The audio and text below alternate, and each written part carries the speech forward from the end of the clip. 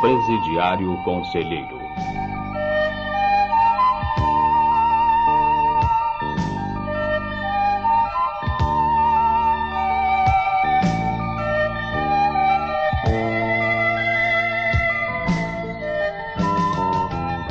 Certa vez, tia Neiva ouviu uma voz que chamava por seu nome. Ao se voltar, deparou-se com um senhor de mais ou menos 45 anos de idade, com uma aparência de espírito evoluído, que lhe disse: Tia Neiva, eu quero lhe contar a minha história, para que sirva de exemplo aos espíritos que têm como lema a violência, acreditando que somente a vingança lava seus corações. Tia, era um daqueles muitos domingos que passamos na terra, eu e minha esposa. Eu era muito amigo dos meus sogros e convivíamos juntos muito bem. Um de nossos vizinhos era muito chegado a nós, embora não tivesse uma reputação muito boa naquela cidade. E naquele domingo fatídico, quando alegremente almoçávamos todos reunidos, 2 homens invadiram violentamente minha casa e seguraram-me pelos braços, como se todo o ódio do mundo os dominasse. E sem saber do que se tratava, me senti ultrajado e reagi com toda a brutalidade, tentando me defender daqueles desconhecidos. Cego pela raiva, quando dei conta de mim, um dos agressores tinha fugido e o outro estava caído, morto por mim. Também jazia, morto, o meu vizinho José, abatido por aquele invasor que fugira. Meu sogro mandou que eu corresse para fugir ao flagrante enquanto ele chamava a polícia. Eu era muito ingênuo para defender-me e decidi ficar esperando pela polícia, na certeza de que tudo seria esclarecido. Não conhecia nenhum dos agressores e não entendia aquilo. As únicas testemunhas da minha inocência, de que eu agira para me defender e proteger minha família, eram meus sogros e minha esposa.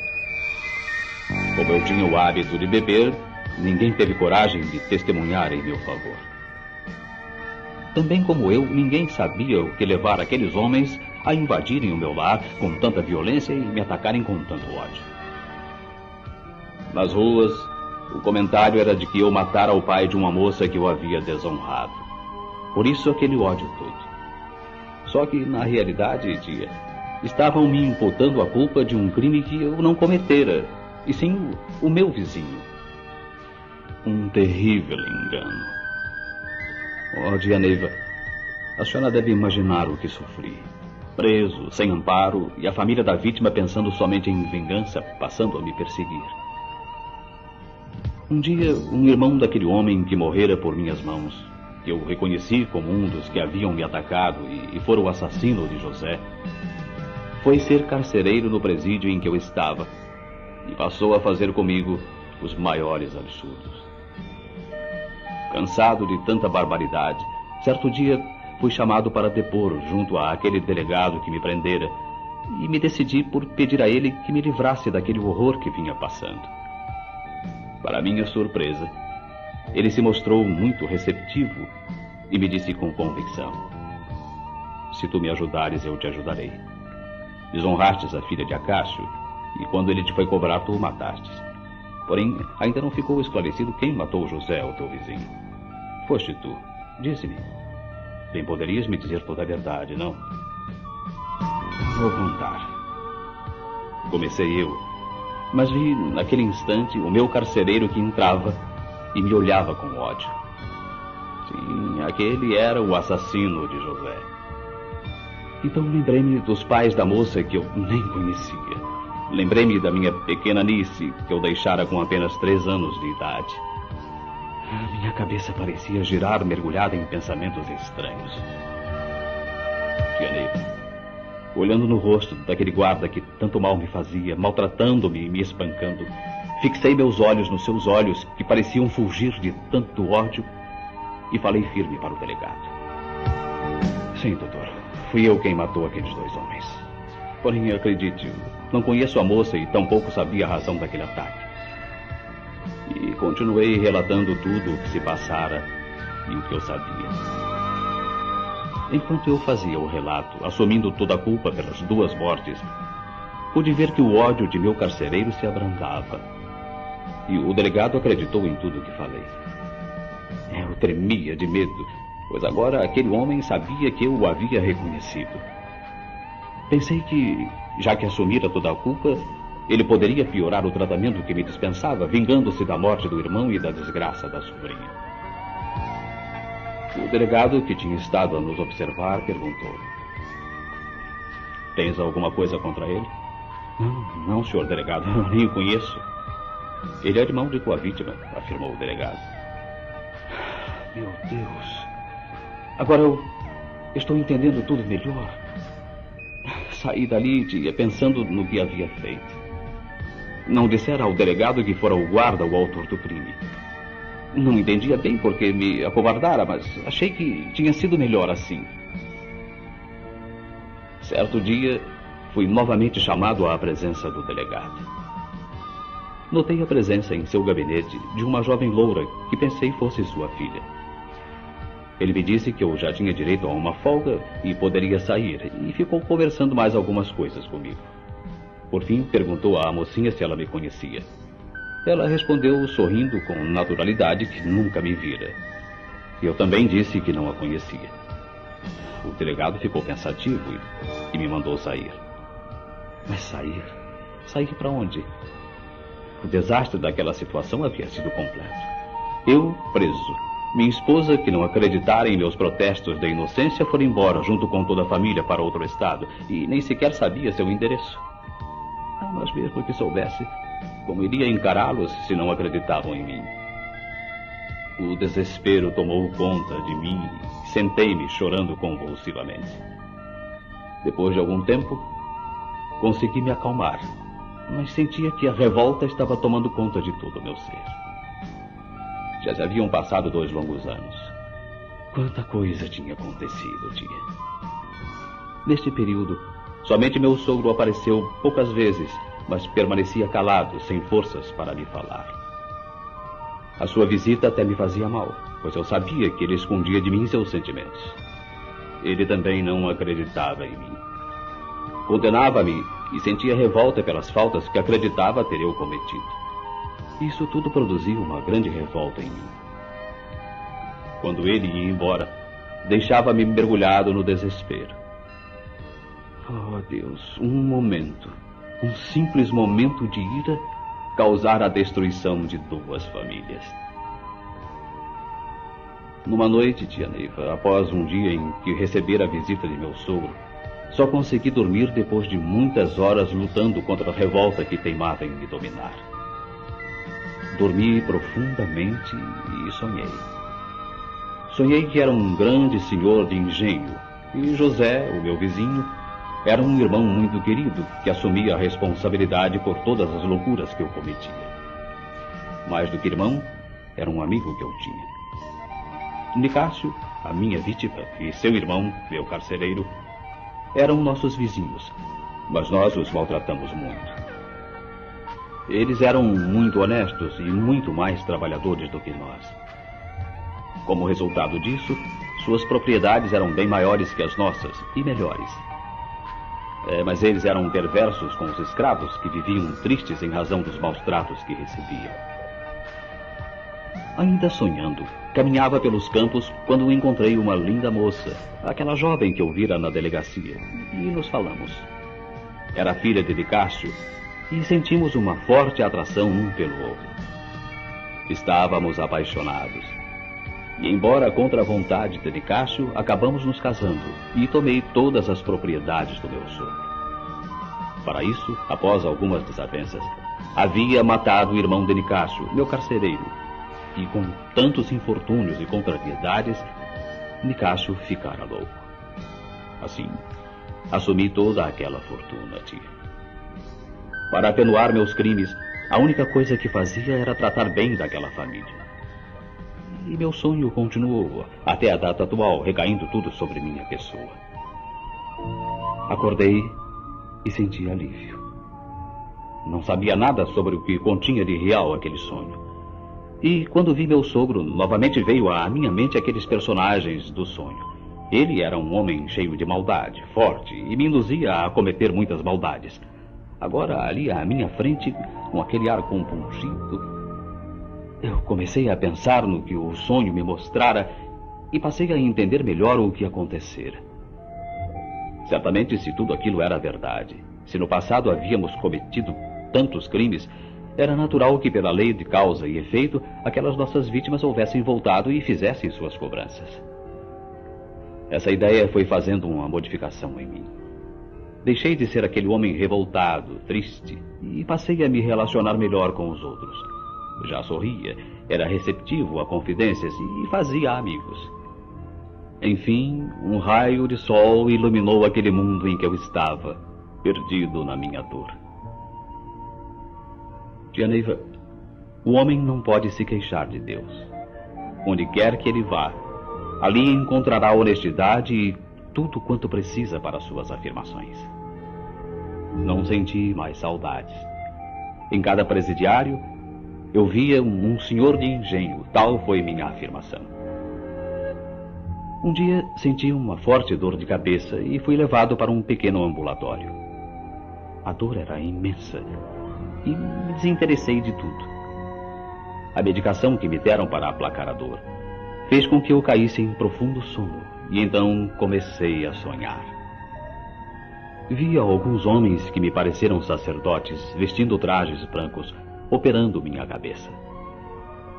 Realmente, depois que acordei, a dor tinha passado e nunca mais voltou. Certa vez estava eu no grande pátio do presídio, quando notei um jovem com mais ou menos 30 anos de idade. Ele havia matado seu próprio pai, e diante disso senti, como todo mundo sente, repulsa pelo rapaz. Mas alguma coisa dentro de mim venceu aquele julgamento e me acerquei dele perguntando: "Como você está?" "Como poderia estar?" Ele começou a chorar. E entre soluços continuou: "Você sabe que eu sou um assassino, não sabe? Matei meu próprio pai." Respondi com firmeza que eu não acreditava e que seu caso deveria ser mais ou menos parecido com o meu. Ele não quis saber como for o meu caso e continuou sua narração. Ele vivia bêbado e batia muito em minha mãe. Um dia, no auge da violência, estava a ponto de matá-la quando interferi. Ele se voltou contra mim dizendo que me odiava e, da mesma forma que matara meu pai, ia me matar. Eu me surpreendi, pois sempre o considerara como meu pai.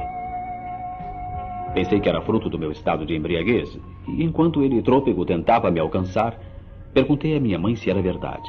Ela confirmou. Havia dito a ele há 30 anos, pensando que ele a abandonaria.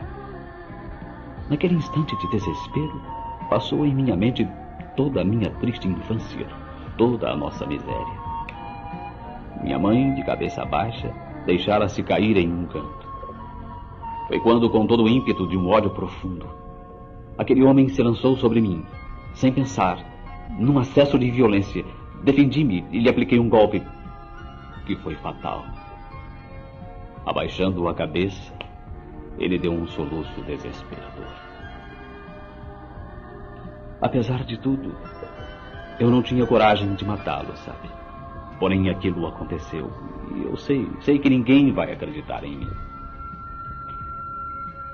Fiquei pensando que as coisas aconteceram com ele como haviam acontecido comigo um dia. Senti um desânimo, mas me compadeci daquele companheiro de infortúnio e lhe disse algumas palavras de consolo. Tornamo-nos amigos pela dor. E assim como ele, muitos se chegaram a mim, sempre carregados de ódio, de revolta, mas sempre recebiam minhas palavras para aplacar o desespero que sentia. Nossa vida ali não tinha muitas novidades, a não ser as malvadezas de umas pessoas com as outras. As suas dores, as suas paixões, sempre me encontravam disposto a dar um pouco de conforto àquelas pessoas, graças a Deus. Certa noite tive um sonho com uma casa azul, uma casa muito azul, cuja vida de seu dono era um mistério. Era riquíssimo e só recebia visitas que aparentavam alto nível social, dizendo-se estrangeiros de diversas partes do mundo. Um verdadeiro enigma. Meu sonho continuou e me senti penetrando naquela imensa e misteriosa casa com a sensação de que era guiado por alguém que me falava. Procure agir depressa enquanto você dispõe de tempo. Viu como é perigosa uma cabeça cheia de sonhos? Lembra-se quando este homem o convidou para trabalhar com ele? Sim, poderia estar bem melhor. Como ninguém fugirá às surpresas da noite com as mãos desocupadas. Ajude ao próximo enquanto permanecem ao seu lado as oportunidades dentro de suas possibilidades. Eu ajudar este homem? Mas quem sou eu? E como vou ajudá-lo? Ao acordar, tia, lembrei-me de que não soubera que espécie de trabalho ele iria me dar. Ainda deitado, lembrava com toda clareza daquele sonho. Procure agir depressa enquanto você dispõe de tempo. Oh, meu Deus, sonhos. Somente sonhos. E aquela voz voltou em outro sonho. E também só damos lições da vida enquanto o livro das provas repousa em nossas mãos. Aprender é fácil, é uma bênção. O que não é fácil é saber emitir um ensinamento como uma bênção. Acerte as contas com os seus vizinhos enquanto a hora lhe é favorável. Amanhã, em todos os quadros, podem surgir transformações. A mente do homem é imprevisível. Dê suas lições sensatamente. Reconforte os desesperados. Sonhos. Tudo sonhos, pensava eu, sem sair da cama. O delegado sempre vinha conversar comigo. Nós nos afinávamos bem e eu tinha muito respeito por ele. Com carinho, ele me contava muitas coisas, boas e ruins. Um dia ele me disse: o homem da Casa Azul foi detido. Ele era um contrabandista e continuaria os seus crimes se não tivesse matado seu cúmplice. Meu Deus, disse eu, assustando o delegado. Então comecei a contar-lhe desde o princípio sobre os meus sonhos, sem saber qual seria a sua reação. E qual não foi meu espanto quando ele me disse, todo esperançoso, que eu era um grande médium e me convidou para participar de uma sessão espírita.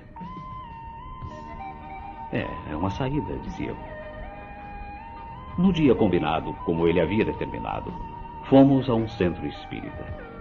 Era um grande terreiro e no salão a mãe de santo veio ao nosso encontro dirigindo-se ao delegado.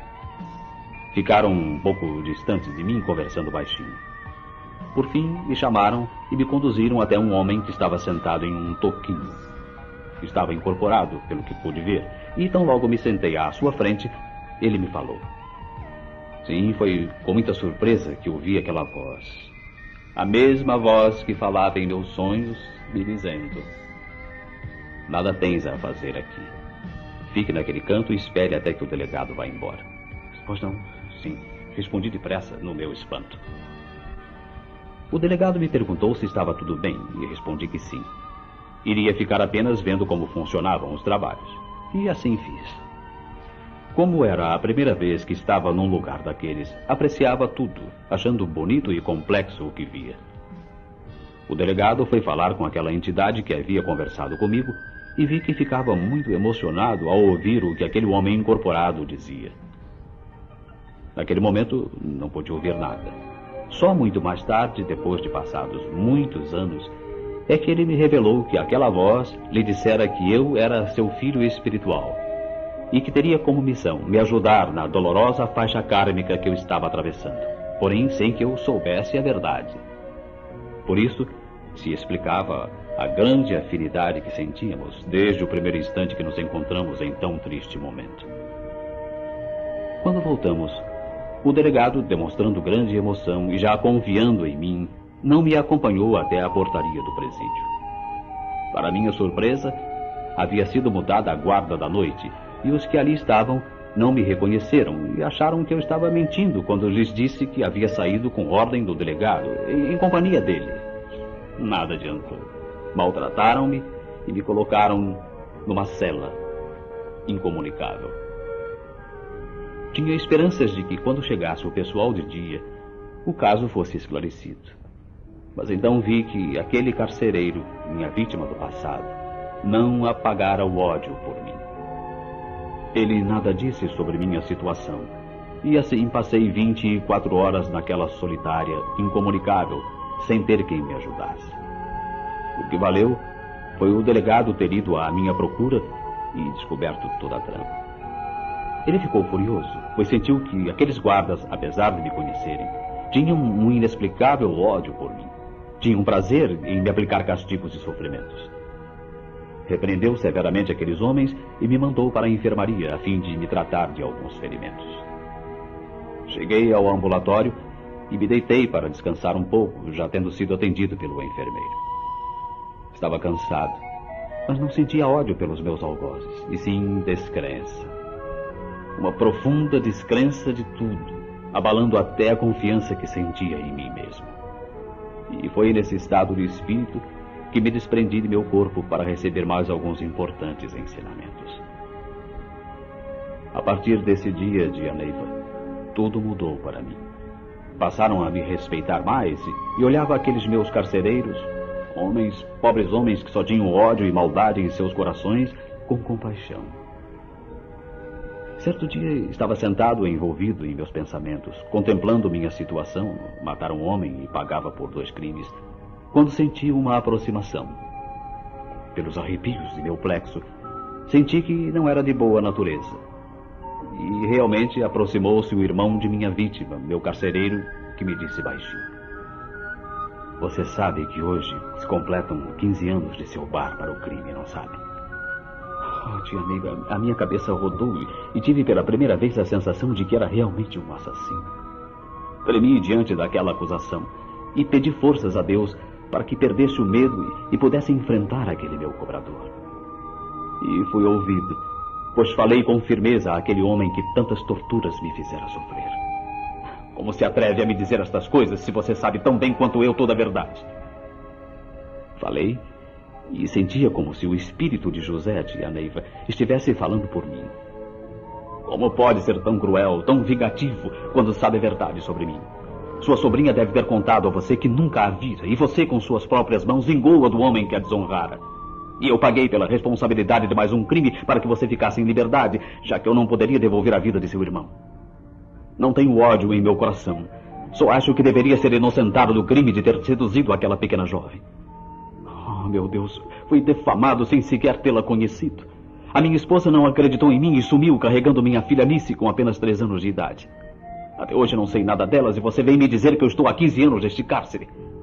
Depois que meu sogro morreu, não tive mais qualquer notícia delas. E há quanto tempo isso, nem sei mais. Você me inutilizou, me torturou. Eu pago pelo seu crime e tenho que ouvir essas calúnias, é demais.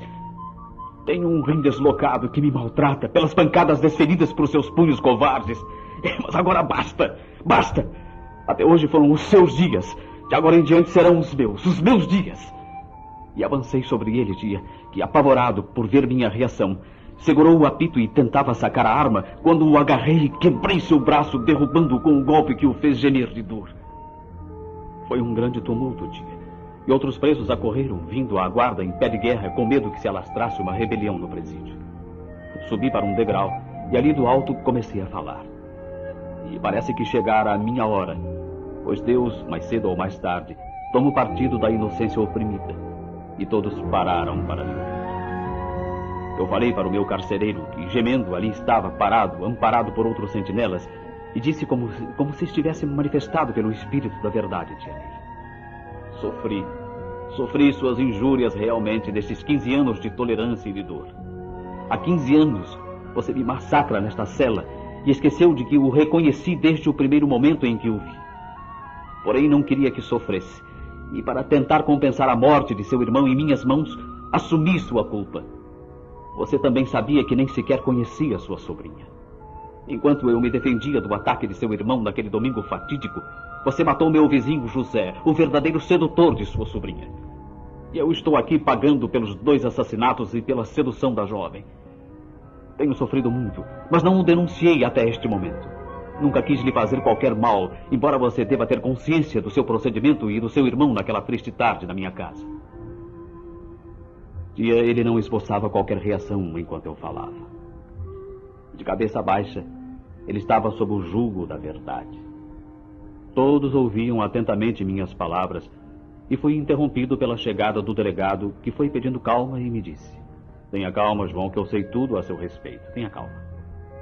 E voltando-se para o meu carcereiro, que não conseguia manter-se firme, falou com aspereza: "Quem deveria estar nesta cela era você, e ainda tem a coragem de zombar deste homem. Somos todos filhos de Deus, e não serei eu quem irá condenar sua conduta. Sei que cobra insensatamente, perdido no ódio, esse pobre homem que em vidas passadas foi seu algoz. Porém, tudo tem o seu preço e o seu fim. A vida não é simplesmente uma cobrança. Somos filhos de Deus, somos irmãos, e a finalidade da cobrança é a escalada para um mundo superior. É para nos unirmos em uma única família universal, sem peso na consciência. Quando você tiver a felicidade de conhecer os santos desígnios de Deus, aprenderá a ter amor ao próximo, como Jesus Cristo nos ensinou no Santo Evangelho. Fique sabendo que na cobrança sem amor, as dores são repartidas. Todos somos imperfeitos. Como pode um homem se atrever a cobrar com tortura seu irmão por um crime do qual foi ele próprio o único culpado? Sempre soube da sua vida, mas não quis interferir, para ver até onde ia a sua inconsciência. Sempre fui de opinião que você não merecia estar aqui. Deus, o grande Deus, nos admite nesses presídios para que o homem pare e pense no que ele passa aqui. E é o que muitos fazem lá fora aos inocentes. Pessoas que pisam em seus próprios cadáveres. Quando eu percebi, tia Neiva, todos do presídio estavam reunidos ouvindo as palavras do delegado. Eu comecei a falar. Não quero afligir meus irmãos com detalhes de minhas torturas, e sim lhes dizer que tudo tem o seu santo dia. Nenhum só filho de Deus está perdido ou esquecido, e só assim podemos compreender sua bondade infinita. Sim, cada um de vocês um dia compreenderá. Chorei muito em minha cela. Chorei desesperado, pensando estar esquecido até mesmo por Deus. Quantas noites me acordava sob efeito de terrível pesadelo, e ao abrir os olhos, me deparava com você, e apontei para o abatido carcereiro. Apontava para você à beira da minha cama com a atitude de quem ia me matar. E eu nunca pedi que não o fizesse. Isso e muitas outras torturas que não direi agora, pois são por demais tristes para serem cometidas por um ser humano. São muitos os homens que se utilizam da calúnia para esconder seus crimes. Fingem e mentem tanto que chegam ao ponto de acreditar no que criaram suas próprias mentes sujas. E aí eu fui interrompido pelo apito que nos chamava para a refeição. E aquilo quebrou nossa concentração. Todos se movimentaram e os guardas foram levando o meu carcereiro para o ambulatório. Sentei-me ali mesmo e, novamente só, senti uma sensação de alívio, como se um peso tivesse sido tirado do fundo de minha alma. Chorei copiosamente.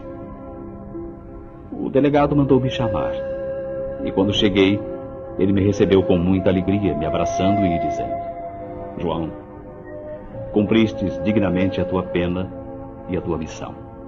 Parabéns. Agora és um homem livre, João." A notícia me deixou meio tonto, e muitos presidiários e guardas vieram para se despedir de mim. Em meio a tantos abraços, só sentia aquele atordoamento, e assim, sem saber exatamente os meus sentimentos, saí daquela penitenciária onde passara aqueles 15 anos que me pareciam uma eternidade. O delegado foi comigo até a rua e me abraçou comovido, desejando-me boa sorte. Quando ele me deixou, fui até um banco que havia ali próximo ao portão e me sentei, tentando pôr a minha cabeça em ordem.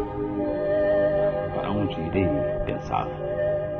Como poderei viver, trabalhar, se poucos são os que confiam no ex-presidiário? Onde eu poderia encontrar a minha Alice, minha filhinha querida? Será que ela sabe da minha existência? Agora ela está com 18 anos. Será que ainda se lembra de mim? Irá acreditar em mim?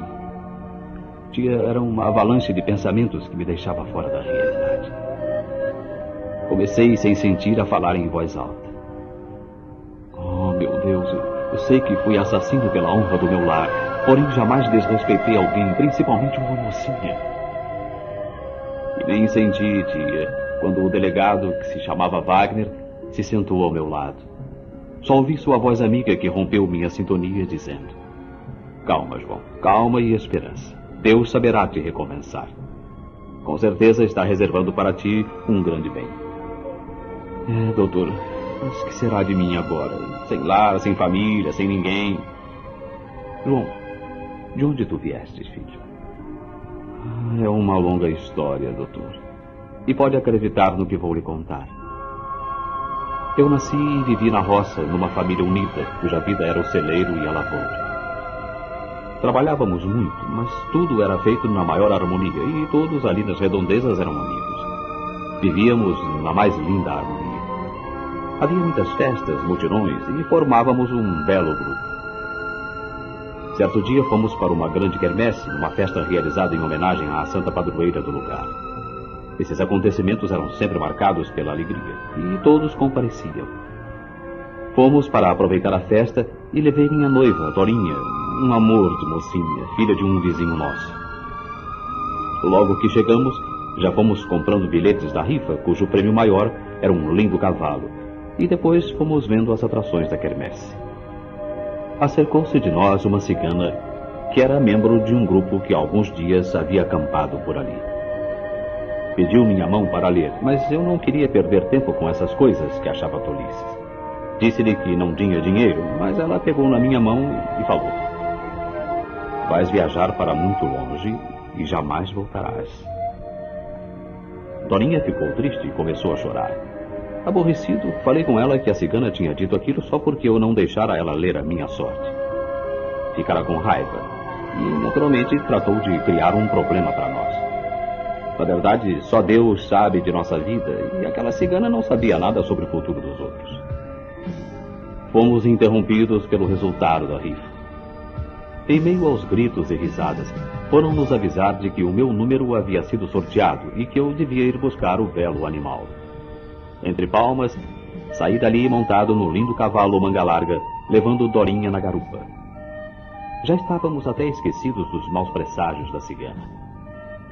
Demos uma volta e apiei para melhor examinar o cavalo que havia ganho. Com surpresa, senti-me angustiado quando olhei seus cascos e verifiquei sinais de uma doença, frieira maldita, que começavam a aparecer. Estávamos acostumados com animais, pois tínhamos grandes tropas, criações e gado de várias raças, e sabia muito da vida da maioria deles. E sabia que aquele mal não tinha cura, e meu cavalo teria que ser sacrificado. Sem saber o que fazer, guardei segredo para ver como resolveria a situação sem que os outros soubessem. Nem mesmo a Dorinha contei, mas ela notou que algo me perturbava. Disse-lhe que estava aborrecido com a cigana que a fizera chorar, e não contei o motivo de minha mágoa. Chegamos em casa, e meu pai e meus irmãos estavam me esperando, fazendo enorme algazarra pelo meu prêmio. Um irmão disse que era preciso examinar o cavalo, pois poderia ter alguma doença e iria contaminar os outros. Respondi-lhe que já vira o animal todo e ele estava muito bem. Tínhamos sempre sido leais uns com os outros. A mentira, a inveja, nenhum desses sentimentos negativos achava guarida naqueles puros corações. Por isso, já alta noite, eu não conseguia conciliar o sono com a consciência doendo por ter mentido. Levantei-me e fui até as cocheiras para ver novamente meu cavalo. Certifiquei-me de que estava mesmo condenado, pois seus sintomas haviam se agravado. Então tomei uma rápida decisão. Coloquei-lhe a sela e, já que ele não poderia viver conosco, eu iria viver com ele por este grande mundo até que ele fosse levado pela doença. Eu não poderia sacrificá-lo e não deixaria que ninguém o fizesse. Deixamos aquela região no silêncio da noite e ninguém nos viu sair.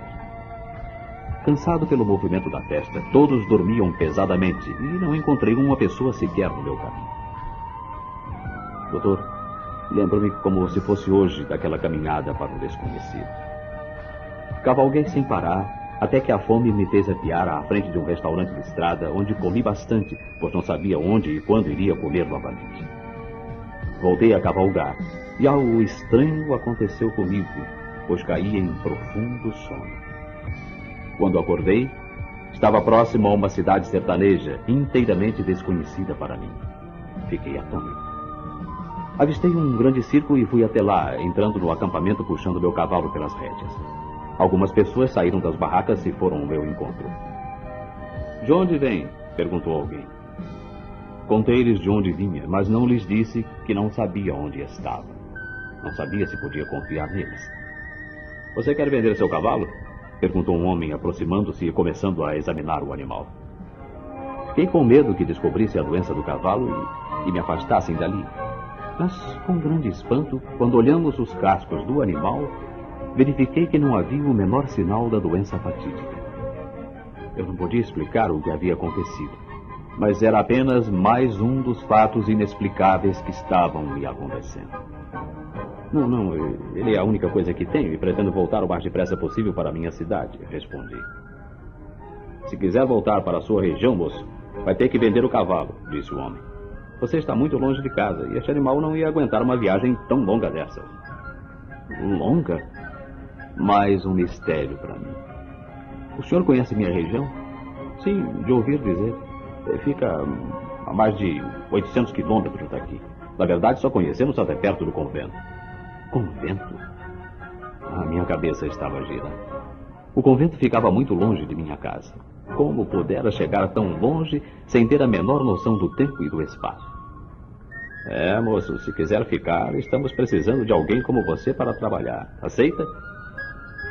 Com a mente envolvida por tão denso mistério, decidi aceitar a oferta e comecei a trabalhar com aquela gente. Havia muito o que fazer, mas a ideia de voltar para casa estava fixa em minha cabeça, principalmente agora que meu cavalo estava em perfeitas condições. O que estariam pensando meus pais e Dorinha? Afinal, o que acontecera comigo? Estava sempre perdido no ciclo vicioso dos meus pensamentos. Mas o tempo foi passando e me acostumei com aquela vida. Conheci uma moça muito agradável e nos apaixonamos. Nos casamos e tivemos um período muito feliz.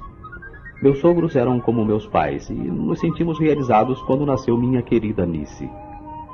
O trabalho não me dava muito tempo para sair, mas já havíamos combinado de ir até minha cidade e nos confraternizarmos com minha família, tão logo Nice estivesse um pouco mais crescida. Passei a sonhar com essa viagem, embora não soubesse, por qualquer meio, o que se passava por lá em minha casa desde que a deixara. Eram imagens do passado. Ia relegando minhas lembranças a um cantinho de minha mente, agora toda voltada para o meu lar e minha querida família.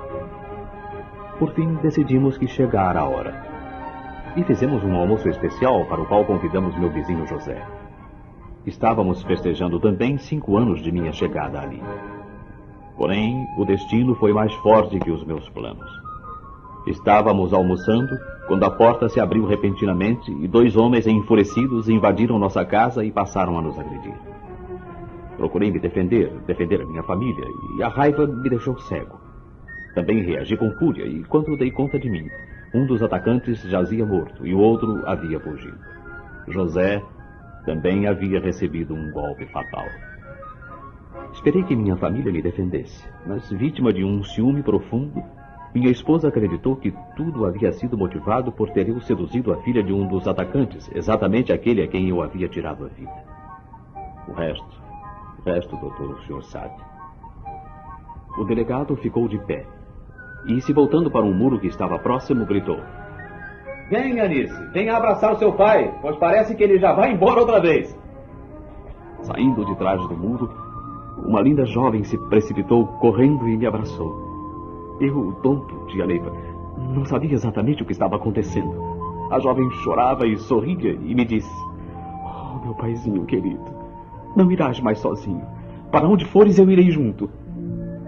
Minha emoção foi tão grande ao saber que aquela jovem era minha querida Nice, que senti minhas pernas fraquejarem. Oh, meu bom Deus! Não há como descrever minha felicidade. Sentamo-nos novamente naquele banco e ela me envolveu o pescoço num abraço. E foi contando muitas coisas novas para mim. Disse: "Estou noiva do filho do delegado, papai. Já marcamos nosso casamento para breve e logo iremos visitar meus avós que estão à tua espera, ansiosos para te ver." Olhei aquele rostinho lindo, os olhos brilhantes e quase num murmúrio perguntei: "E sua mãe, onde está?" Ela abaixou a cabeça e demorou um pouco a responder. Depois disse: "Morreu, pai. Morreu de parto. Esperava um filho.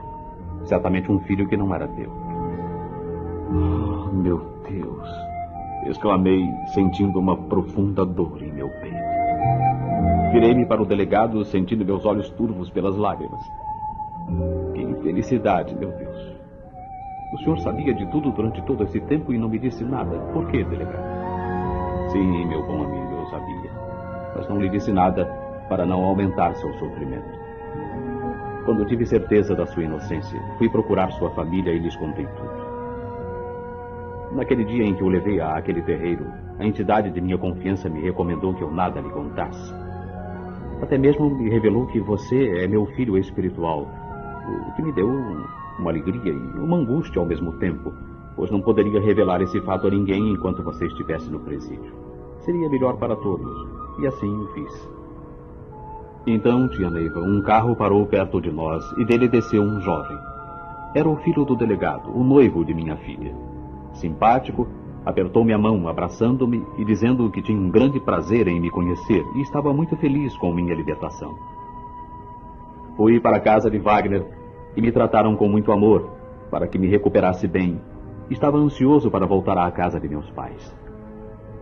Wagner conseguira o endereço e escrevera para eles relatando o meu drama. Estavam também ansiosos para me ver.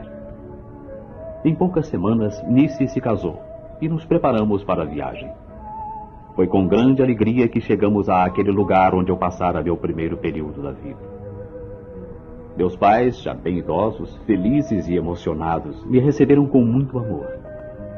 Apenas meu pai me repreendeu pelo que eu havia feito. Veja, meu filho, veja o que acontece aos grandes médiuns sensitivos que fogem à sua missão. É, meu pai, eu tive que ir em busca do meu karma, de meus cobradores. Minha volta foi muito festejada. Meus pais e meus irmãos resolveram fazer uma reunião para me homenagear. Os amigos da família, muitos dos quais nem haviam me conhecido pessoalmente, compareceram e pude reviver aquela mesma alegria e confraternização que existia quando eu era jovem. E me reencontrei com Dorinha. Embora magoada pelo que eu lhe fizera, guardava o mesmo amor. E parece que sabia que um dia voltaria. O tempo deixara suas marcas, mas aquele olhar meigo era ainda o mesmo que me emocionara naquele passado tão distante. Apesar do que eu havia feito, ela não me repreendeu, não me falou dos pesadelos que tivera. Apenas me olhou e, naquele momento, senti que também eu nunca pudera amar ninguém mais do que a ela. Num curto espaço de tempo, casei-me com Dorinha. Então vivi um período de felicidade, sentindo um bem-estar tão grande que por vezes sentia até medo de que tudo se acabasse. Tivemos 3 filhos, e o mais velho chamou-se Wagner, em homenagem ao meu querido amigo delegado, o meu pai espiritual que tanto me ajudara, que se aposentara e fora viver com um jovem casal, Nice e seu filho, já formado em advocacia. Nice também teve um filho, e junto à minha família, com meus filhos e meu neto, achava-me recompensado de todos os meus sofrimentos. Bom Deus havia me recompensado em dobro por tudo que eu passava. E assim transcorreu aquela nova etapa de minha vida, até que chegou o momento de partir. O grande dia, o dia do meu desencarne. Havia chegado ao fim de minha missão, de minha história. Era o momento de partir para Deus. Tive uma febre muito alta e fui perdendo a noção das coisas. Em meu corpo, ainda respirava fracamente e ouvia distante vozes, gritos e soluços. Aos poucos, tudo foi desaparecendo e segui meu destino. Não sei bem, tia, o que aconteceu, mas me lembro que despertei em um local desconhecido com a sensação de estar só. Não via ninguém, e quando falei, somente um eco muito forte respondeu. Parecia ouvir chamados e sermões, mas me sentia em completa solidão. Após um período que não sei determinar quanto tempo durou naquele local, ouvi uma voz que dizia: passageiros que partem para a terra, concentrem-se para descer. Preparei-me para obedecer quando uma voz me falou, e jamais esquecerei o que disse. João Armando da Silva. João, não precisa se preocupar, fique onde está. Logo, uma equipe de médicos estará aqui e em breve você será conduzido ao verdadeiro mundo dos espíritos. Não voltará à Terra porque você tem bônus e não irá ficar vagueando. Senti-me emocionado, mas uma ligeira dor cortou meu coração. A saudade dos que deixara na Terra. Lembrei-me das palavras de Jesus. Deixem os mortos enterrarem os seus mortos. De repente, tia Neiva, chegou aos meus ouvidos o rumor de uma queda d'água. Sem saber como, eu estava me aproximando do som e pouco depois surgiu diante de meus olhos uma cachoeira, um espetáculo deslumbrante de selvageria e desordem, uma branca espuma dançando entre os penhascos. Era um cenário maravilhoso. Havia um caminho por onde fui andando, acompanhando o leito do rio, e fui penetrando na floresta enquanto um vento estremecia as copas das árvores e as folhagens balançavam como que descobrindo a brisa da manhã. Fora a cachoeira, tudo era silêncio e harmonia ao meu redor, e eu respirava aquela brisa que corria em todo o meu ser. Sentia-me embevecido por tudo aquilo. Até hoje não encontro palavras ou analogia para descrever a felicidade e a harmonia que sentia ali. Aqui e ali aparecia a terra manchada pela luz do sol e ao mesmo tempo parecia ir se distanciando. A harmonia resulta do acordo perfeito entre nossa mente e o nosso sol interior. A minha frequência assídua às sessões espíritas ajudou-me muito, pois o esclarecimento me orientava por onde devia andar, por impulsos vindos do perispírito através dos plexos correspondentes. Como sabem, somos ligados ao corpo pelo cordão fluídico, e este só se desliga com a morte. Logo após a morte, nos sentimos leves como uma pena. Por isso entendi o que se passava comigo. Tive a certeza de estar ali para sempre. Não tinha dúvidas. Tinha feito o meu desencarne, e por isso me sentia tão leve. Sim, porque o plexo físico, ou centro nervoso, é o plexo das aspirações das grandezas da Terra. Ele pesa e nos desarmoniza. Eu estava agora numa situação magnífica que acontece ao homem quando ele se desloca da escravidão do seu corpo material. Sim, a vida é formada pelos movimentos alternativos de suas forças, e esta constante vibração constitui a grandiosa obra da transformação universal. Naquele bailado de luzes e na ternura daquela brisa, pedi a Deus que me despertasse do torpor que sentia. Sem noção do tempo ou do espaço, ouvi uma voz que despertou em mim dizendo: João, estais chegando. Recebestes o aroma das cachoeiras e das matas frondosas. Enchestes o teu novo plexo de prana do teu espírito evoluído. Receberás de Deus o que fizestes por merecer. Uma súbita transformação, e me vi em um grande salão um dia, onde pessoas subiam e desciam, parecendo todos terem vindo da terra. Ali, um grupo de senhores estava à minha espera. Era uma família formada. Juntei-me a eles e entramos numa linda Amacê, rumando para o nosso destino, uma cidade colonizada, para a qual não encontro palavras capazes de descrever tão bela ela era. Para ali só vão aqueles que não têm mais qualquer reajuste a ser feito na terra. Comecei então a recordar daquela grosseria do presídio, de tudo que eu havia passado. Porém, imediatamente tive consciência de que atravessara sem revolta toda aquela missão que Deus me havia confiado. Aquele meu cobrador, que não soubera aproveitar a oportunidade oferecida pelo divino e amado mestre, iria ainda penar por muito tempo, até que brotasse em seu coração a divina semente do amor que lhe daria libertação. Já havia pago pelos meus crimes e nada mais me restava a fazer na terra, a não ser trabalhar na lei do auxílio. Adeus, tia Neiva. Adeus, meus irmãos. Encontro-me na mansão dos Nisipe.